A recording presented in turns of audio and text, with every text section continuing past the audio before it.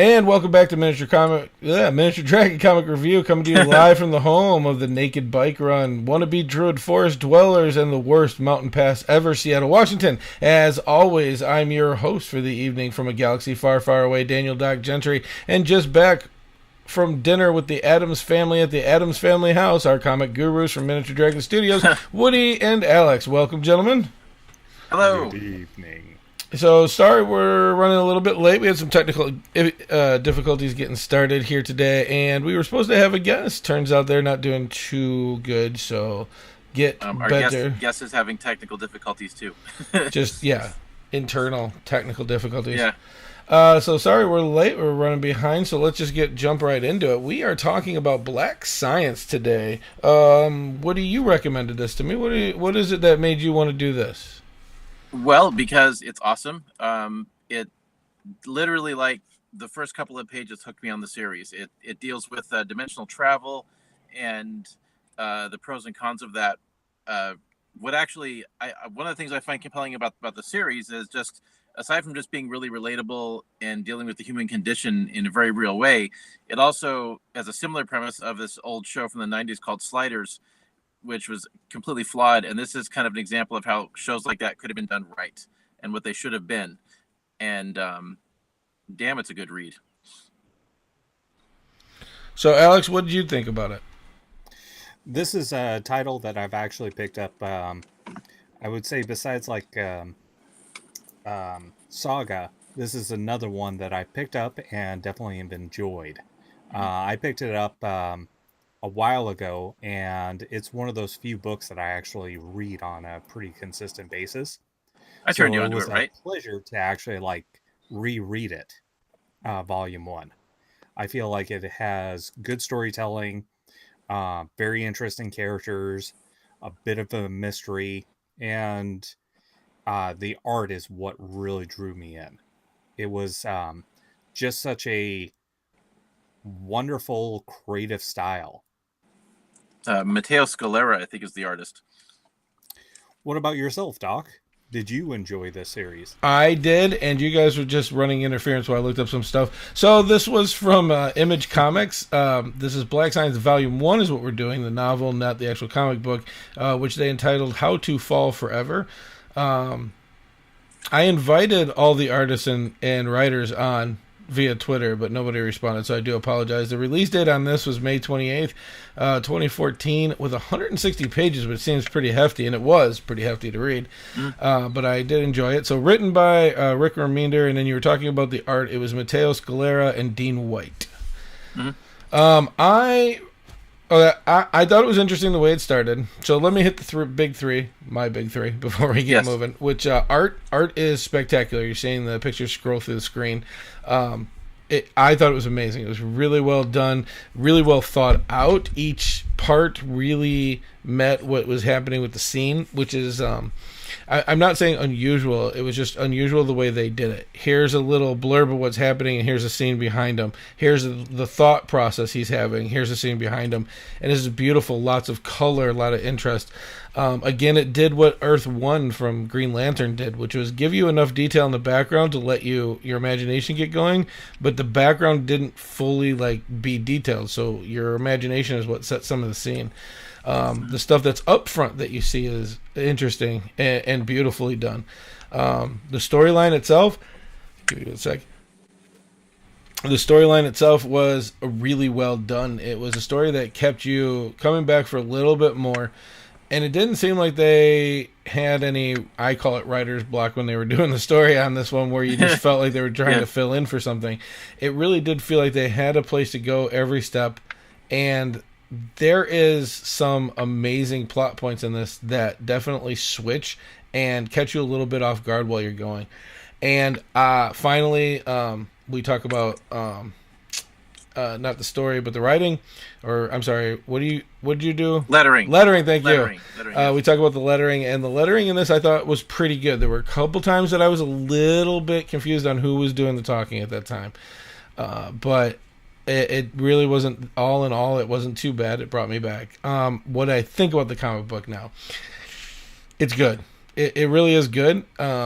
It's interesting. I don't think it's a comic book I'd want to pick up again after Volume 1. Volume 1 was enough for me. But I don't want to know what's going to happen next. I get it. It's a timeline jumping, multi-universe, eververse kind of thing. But it is really different.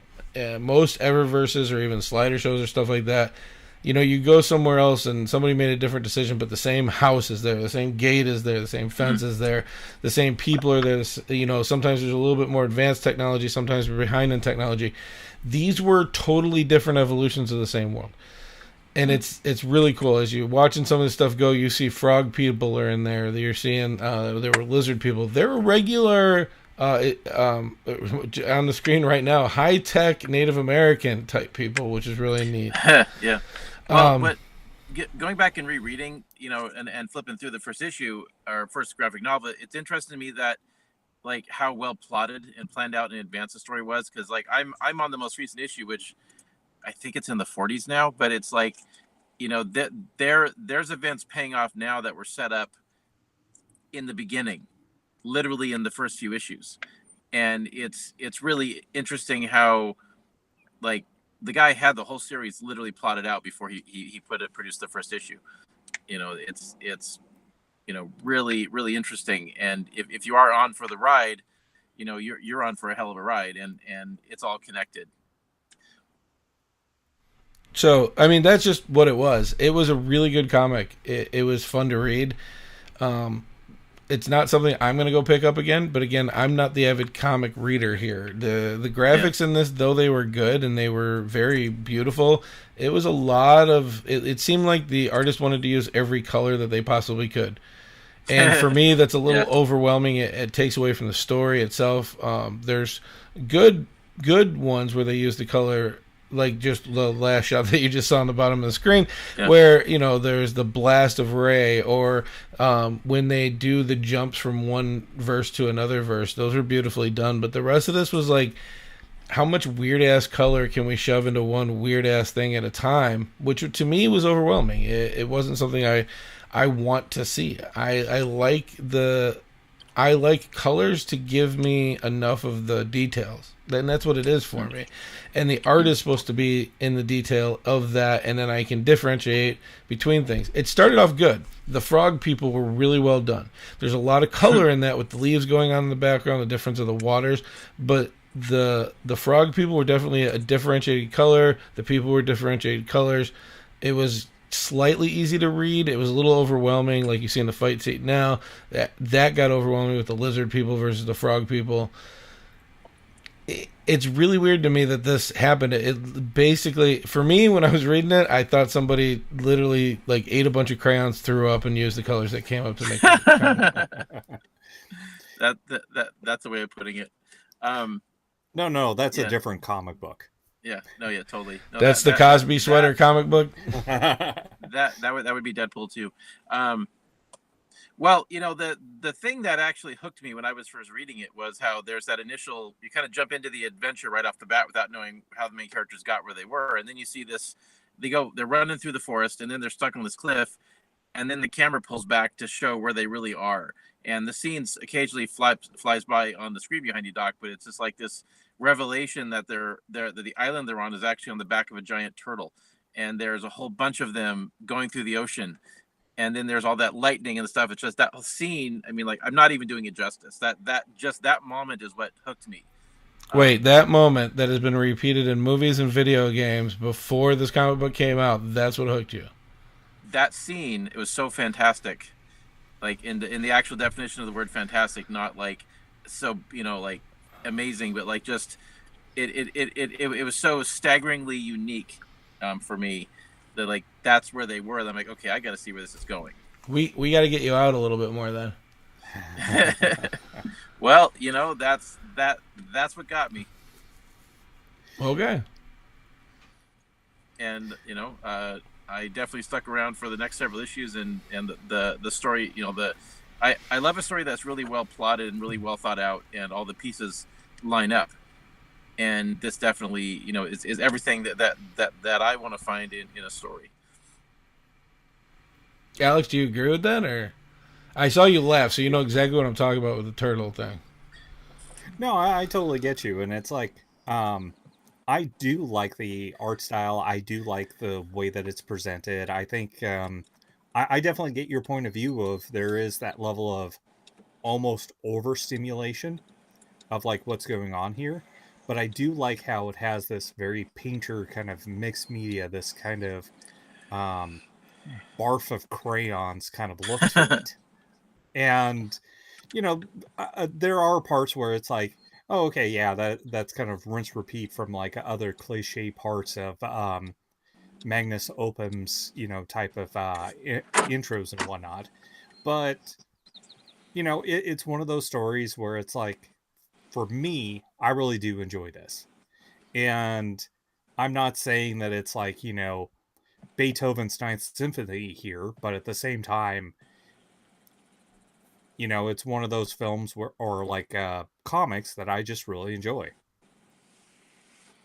Yeah, definitely. But you were also into sliders, so I could definitely Yeah, see a theme there. and it's like I'll have to say it's like I like uh, I like dimensional travel. There's Mm, something about it that just appeals on the regards of yeah, that same house, the same picket fence, the same door, mm, but yet the different decisions. And I do like how yeah. this one has um you know there's very far levels of how this onion unpeels, and you go into another layer, and it really alters on what that door, that house, and that picket fence becomes. I love They're it. they're not they're not limited by a television budget. I love that you you said onion. Anyway, it's interesting. Like I said, it started off strong for me, but the way it ended, I really didn't want to read anymore. The interesting part to me was if they would have did the comic book the way they started and what it felt like the original thing or purpose of this, I don't remember what they called it, pillar is, Hmm. would have been neat. Seeing them go to different universes and try to figure out what supplies they have that they don't even know that they need, Yeah. these different things to try to get, the cure for cancer or different resources and stuff. I for me personally I would have probably been better off that way. But I also Yeah. not a big fan of let me start the story. All right, now we're 7 pages in, so let's rewind to the very beginning so we can catch you up where we are now. It works for Mm, things like Deadpool because Deadpool is the meta gamer in a comic book. He's the meta comic book gamer, yeah. guy. That's what it's for. Regular stories, start the story or don't start the story, but don't do this. Here's what's happening now. Let's flash back without telling you why we're flashing back. Then we're going to go to here, and then they're going to have. I've never been a big fan of flashbacks, flash forward, whatever they do. Mm. But that's just me. I don't even like movies like that normally. No, and I get you, Yeah. and I do feel like there was some times reading it, the initial first time that I read the series a couple of years ago, where it was kind of like, wait, what's going on? Did I just like miss 2 pages? No, it was the fact Yeah. that they went backwards in time to basically kind of explain these previous sequence of events of like how these characters interacted and how they got to this current point. But you know, yeah, granted, they didn't browbeat it with like the announcer saying, "Meanwhile, at the Temple of Doom, in the year 45, this is what happened." Meanwhile, the And Temple of Doom is perfect though because it's while this is going on, here's also something going on, which is that's how you tell Yeah. a story, but not. All right. Oh shit! I fucked up. Oh, I bet you the people that are reading are wondering how I fucked up. Well, let's go all the way back to the beginning before I fucked up, so you can understand how I fucked up. I don't mind that. I actually but also if you don't like that storytelling doc, you may not want to keep reading it. Just in the standpoint that they do that throughout the entire series, because like we keep going back and seeing these pieces of the main character's life, and sometimes they'll take whole issues as a flashback. Go, this is how he got where he is today, and like they have a whole issue that just goes into his childhood, and then ties it in, of course, with what's going on at the time of the story. But it's stuff like that happens quite frequently throughout the course of the series. I But I to each their own. To each their own. Yeah. I dislike that. Tell me the story now. Let me see what's going on now. This back and forth thing. If you've been a couple of comics in and you feel the need to go back and show me something else to explain something that's happening now, to me that's lazy writing. Because you should have told the story up till now. You don't have to have this. Well, here's information you didn't have that now we're going to share with you because it's pertinent. It's not even foreshadowing. It's really weird. Why not? The thing is like you also don't entirely have the context for the characters' lives, and by adding these little bits as you go, if well executed, adds that context as it goes, and eventually you find these characters who you think they're one thing, and then you find them to be far more complex and relatable people. I don't know. I have to disagree with you, Woody, and kind of agree with Doc. Thinking about like various properties, like Firefly, during its run, I don't recall it ever doing like any flashbacks, and I felt like out of the not even full season 1 that they were able to do, I felt like I understood more of their information than a lot of other series that had to do the classic trope of flashback and, find out what Kirk or Picard or whomever is basically what's going on with their story.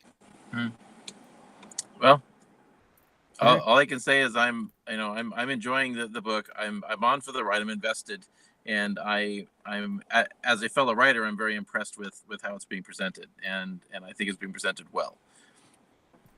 And the only problem I actually run into is sometimes there is so much going on that I have to go back and reread some old issues just to kind of refresh myself on, with the plot points. But, I'm not. I mean, not that the objections are invalid or anything, but it's just, I'm having a different experience than that reading it. Rereading is a good thing. That's good writing. That means it's so minute of a detail, and they hit it so well, but made it part of the story that you can find it, but you still have to go back to remember it. That's good writing. That's that little intricate thing. That's like the difference between people picking up little things when they're watching movies and adding it together, and then the people that just watch movies and get really surprised at the end. That's good writing. And I'm not saying this is bad writing. I'm saying it sounded like if what you're saying is true, then it feels like, hey, we have this really cool idea. We don't think it's going to go anywhere, but let's spit it out, see what happens. Oh, shit, now we got this whole world to explain. Well, let's do a bunch of flashbacks, everybody. Welcome to the ride. I'm not saying it's bad. If you like that kind of thing, it's for you. Go for it. I'm just saying from a different perspective. I personally hate that as reading. What was the one with the sidekicks? What was that one? The one with the sidekicks? Yeah. Oh, not Deathmatch, but the one that I... Oh, right. Yeah. Danger Club. At the end of Danger Club, I felt like I knew them. I felt like it was very complex, and the part of Danger Club I hated were those little flashback things because it didn't do anything for me. The only one that was necessary is the one with the main character sidekick and his superhero. That conversation, that's a really cool flashback. Yeah. But the rest of it, even just reading it as it goes, I didn't feel like I needed more information. It was mysterious enough, but it gave me enough information. I kind of felt like I knew them, and then I was surprised when things happened a certain way. That's good writing. That's what I'm saying for me personally. When I'm reading something, I don't need lazy writing. There's so much of this flashback thing to explain something that it's a cop-out sometimes. That's what I feel like. Unless that's what you're writing your comic book like, which it's not for me then. It doesn't mean, again... People listening to this later, listen to this now, or even you two, just a reminder, there's really no such thing as a bad comic book. I don't enjoy it. Doesn't mean it's not a good comic book. I hate those guys that review these comic books, talk about how they're good and bad because they're personal beliefs. Screw that. I don't like that. To me, it's lazy writing. It could be better. The comic book could have started off at the very beginning, and I still would have been hooked with him bringing his kids to work. I didn't need that flashback. That could have been the beginning.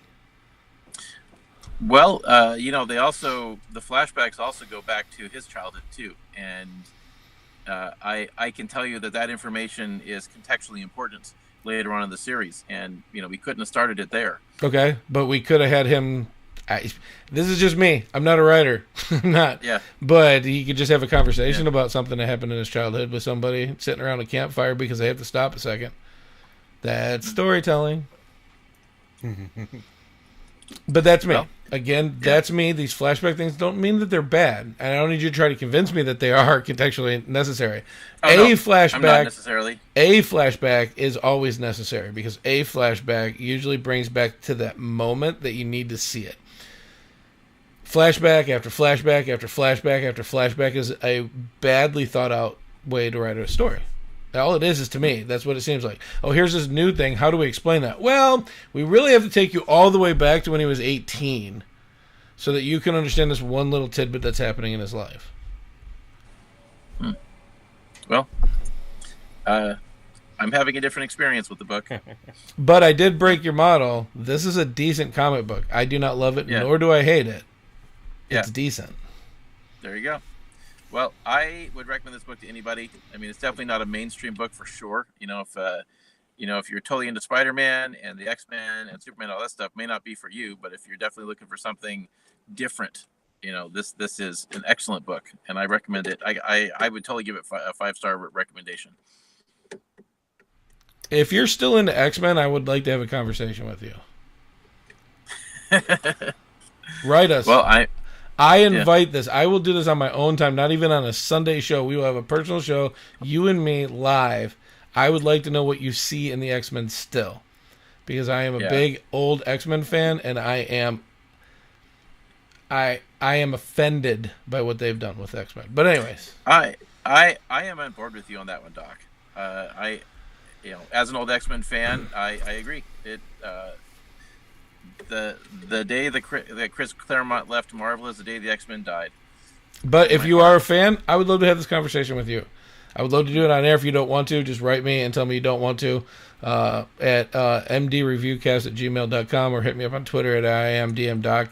I will have this conversation with you. I don't know I do not know how that's still alive. That's all I'm going to say about that. Alex, what did you think about this? So, I definitely enjoy it. From my personal likes of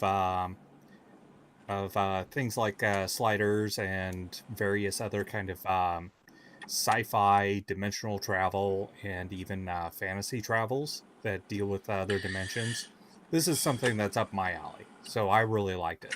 So I definitely give it a onion on top of a pillar. And for those that read the book, you'll get the reference. You have to read it to understand it, but it is a really good reference. I'll give you that. Yeah. Woody, you had another thought after what I said. I don't mean to cut you off. I'm sorry. Oh, no. My only actual thought I was thinking of was that it was actually surprising that the X-Men is still going on because the Marvel has been doing everything that they could to kill the series. And then now that the buyout is going through, with Fox, now they're, now we care about the comic again. Now we're trying to build it back up. And, business should not be determining creativity. But my review of Black Science, definitely give it 5 stars. Love the book. I am there until the very end, and I recommend it to anyone except Doc. Well, you did recommend it to me, and it didn't stick, and that's fine. Yeah.